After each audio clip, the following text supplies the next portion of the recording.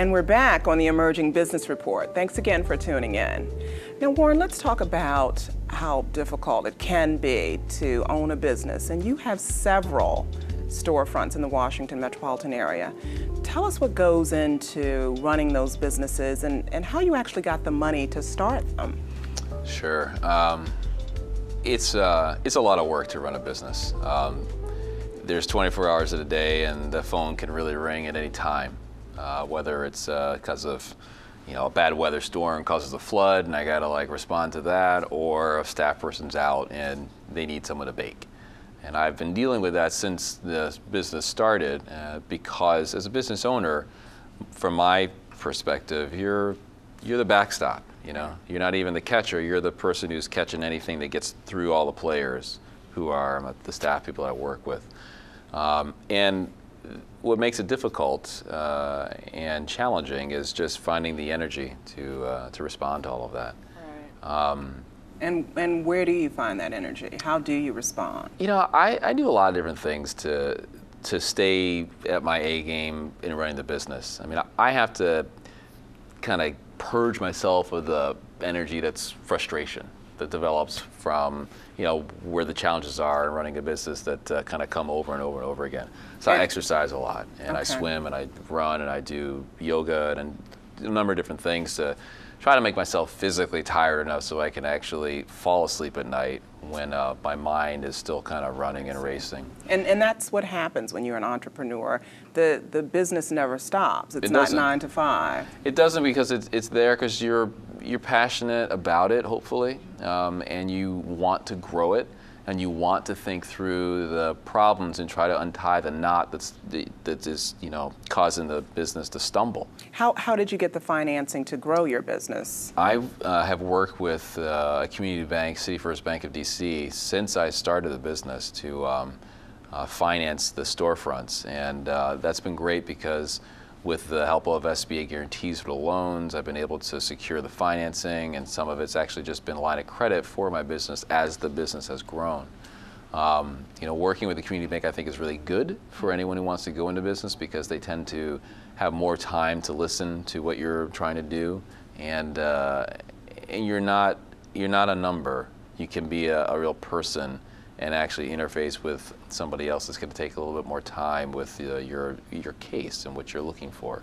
Now, a lot of small businesses were impacted hard by the economy and still are. Oh, yeah. Has it impacted your cake business? The economy has affected everybody. Every single person that I know spends money differently today, every individual. And we're a retail business out there looking to sell product to everybody out there. So it naturally has affected us. But we've responded, and I think in a very smart and reasonable manner. We make available different size cakes, so it's a different price point, so that it still is profitable for us, but it's a lower price point so people can enjoy Cake Love for their birthdays and for whatever their parties are. People are buying a lot of cupcakes these days. Cupcakes are very popular, which is great. Popular. Oh, totally. And a lot of competition has gotten into the game, which is fine. Because at Cake Love, we make things differently than other places. So you're not really worried about the competition? It doesn't have an impact on your business at all?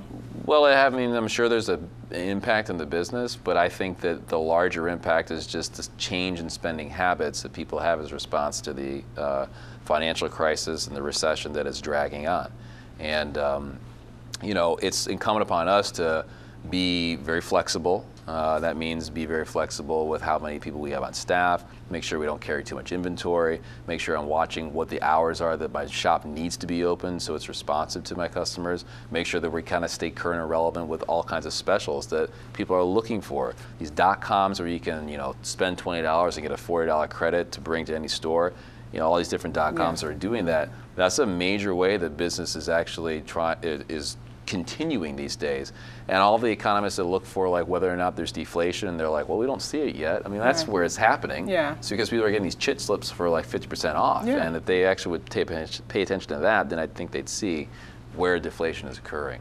Let's talk a little bit about the Love Cafe and also about your classes, your baking classes at your Silver Spring location. Sure.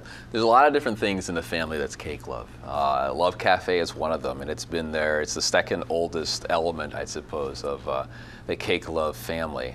It opened in August of 2003, and it's a great place for very good homemade from scratch food. I just had a nice veggie wrap with smoked salmon in it, and it was delicious. I go there for lunch, I go there to Wi-Fi, we have baby happy hour, we have chocolate happy hour. It's a very comfortable space right on U Street and 15th and U in Northwest DC. Great location. Yeah, when people came to the very first bakery located across the street from Love Cafe, they all said, I want a place where I can have some coffee and I can sit down and hang out and chill. And this space was being developed from blight, basically. And I took the opportunity to add to the U Street community, and I was really happy to. Has it been successful? Yeah, no, it's been real successful, and it's been a really nice, it's been a nice piece to have there. It's very different than a bakery. And when we come back, we're going to talk a little bit about the community work that you do, because you've said that part of your success is going out and teaching young people about entrepreneurship. So I think it's critical for people to do that. Yeah. So you're going to stick around for our last segment? I will. And we'll be right back with more Cake Love after these messages.